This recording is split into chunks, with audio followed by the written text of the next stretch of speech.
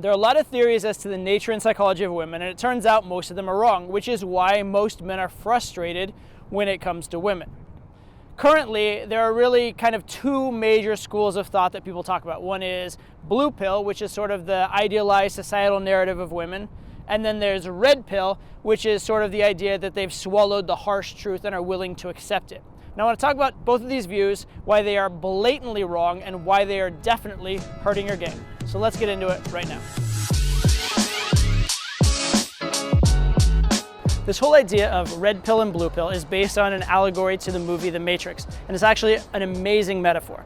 Because in that movie, you have the blue pill, which is pleasant and even pleasurable, but it's fake. It's based in unreality.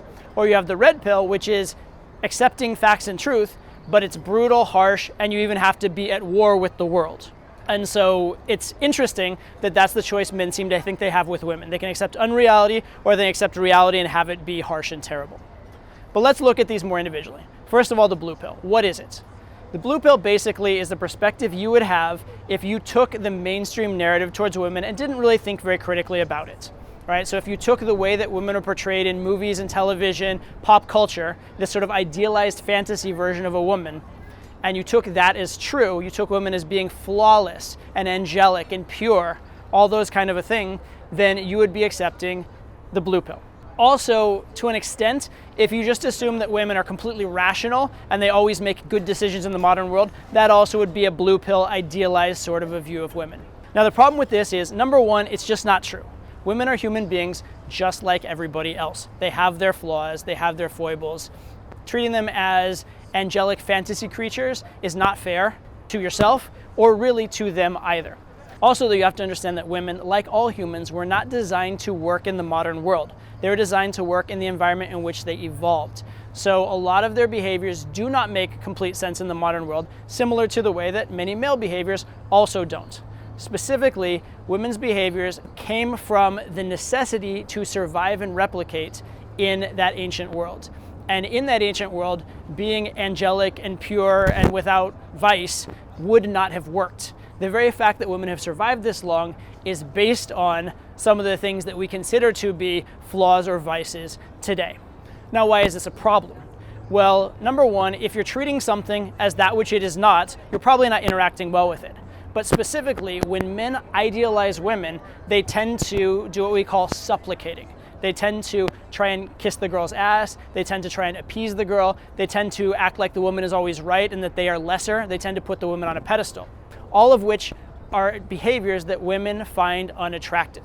Women will tend to pursue men they perceive of as higher value in them. They'll want it to be a win or an achievement to be with a man. They do not want a guy who begged and pleaded and the woman feels like she's bringing her value down to be with him.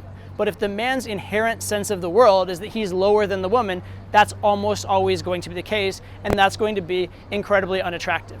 So the red pill is very interesting, and let's first talk about what's good about it. Well, first, it acknowledges reality and the nature of women. That's a big step in the model of understanding women, is to actually acknowledge reality, to acknowledge facts rather than put your hands over your eyes and be like, the world doesn't exist, right? That's a big step. Secondly, you have to admire the sort of heroism of accepting truth in the face of it making your world less pleasant. There's something that we can certainly respect about that. But what's the problem? The problem is, in practice, if you look at the guys who are blue pill and you look at the guys who are red pill, neither one are particularly successful with women on average. But weirdly, the red pill guys are actually less successful in a lot of ways than the blue pill. And especially if you were to take off the absolute kind of lowest, the worst of both, the red pill guys, there are very few who are absolutely crushing it with girls. It's very rare, very unlikely. And so why is that? So if you're acknowledging reality, your model's more based in fact, how can that lead to worse results? Well, there's a difference between acknowledging reality and accepting reality. And the problem with red pill is not actually with the ideas or the conclusions about women in red pill, it's about how it affects the people who believe it. Because the fact of the matter is, most people who believe red pill and live as red pill, or however you want to say it, they started out as blue pill. And they believed the societal narrative, and then they were disillusioned, and that's what led them to become red pill. So now they believe these less positive things about women, but deep down, psychologically, philosophically, in their instincts, they still kind of wish women were that idealized version. So while they understand women are not, they are actually judging them negatively for it. They actually kind of, in a sense, hate women for not being that. So they understand women cheat and they hate them for it. They understand women seek the highest value guy and not the guy she has the best connection with, and yet they hate them for it. And that's a problem. Because while with the blue pill people, the idea of putting women on a pedestal makes them act in very low value, unattractive ways, with the red pill people, hating and judging women makes them act in very unattractive ways, which are very toxic and useless in a relationship. And in fact, it's even harder oftentimes for red pill people to have any success with women because it almost totally precludes the idea of being friends with women. And one thing women do like is guys who are socially proof, guys who have a good social circle, guys who can be around women and be normal. And if being red pill keeps you from being able to do that, that's not going to help you. If being red pill makes you hate and judge women and makes you uncomfortable around them, that's not going to help you. And certainly if it makes women uncomfortable around you, that's really, really not going to help you. So the key is this. A lot of the red pill ideas, as they are based in evolutionary psychology, are correct. They are the correct ideas about the nature of women.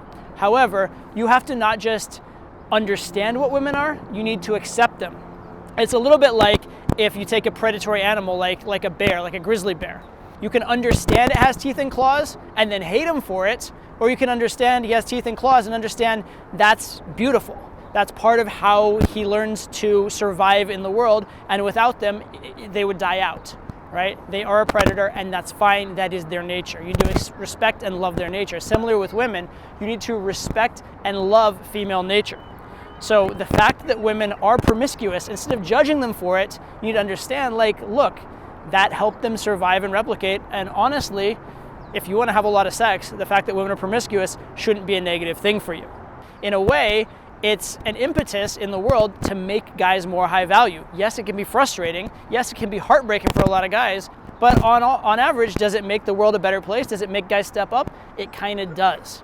So if I were to summarize the main points of this video, it would be, first, understand female nature, and then secondly, accept it rather than being in conflict with it. Women are as they are, and you have to deal with them as they are, not as you would like them to be. However, there's a big difference between accepting something and resigning yourself to it. So just because women cheat as part of their nature in certain circumstances doesn't mean you need to encourage them to cheat, or you need to stick with a girl who cheats on you over and over again in ways that hurt you. Okay? It's similar to saying with a predatory animal, just because they have teeth and claws and that's part of their nature does not mean you have to let them eat you. Right? You can enjoy them and enjoy their beauty, but also take precautions and put them in circumstances where they're not a danger to you. Similarly, with women, the best thing you can do, honestly, is to learn game and increase your value. Because when you are a man who they view as having value, they're going to treat you with the best parts of their nature routinely, and with the worst parts of their nature very, very rarely, if ever. And this makes sense. This is in their own self-interest biologically, because they want to be with the highest value guy who they can also keep around. So if you learn to be that high value guy, and then you also create a dynamic where there is some trust and some history with the girl, well, now the woman, in acting in her own nature and acting in her own interest, will be acting loyal and good to you. And that's what you want to create. But until you understand her nature and her self-interest, you can't create that proper scenario for a healthy relationship. Once you do, it can become quite easy. One other absolutely critical reason to learn game and increase your value with women, it's not just so that women do act better around you, it's so that if a particular girl isn't, you have the opportunity to find one who will. As much as we talk about female nature, not all females have the exact same nature, and not all females have the exact same relationship history with you. So if you don't get it perfect and you don't have the perfect relationship the first time out, trying, learning, improving is one amazing way to get there. And that's yet another reason why you want to up your value and learn game. Okay, so to summarize one more time, understand female nature, accept it for what it is, and then take that knowledge and use it proactively and intelligently rather than reactively and negatively. That's how you're going to get the best results in relationships and in the world in general. All right, so take it, use it. Hope you enjoyed it, and I'll see you in the next video.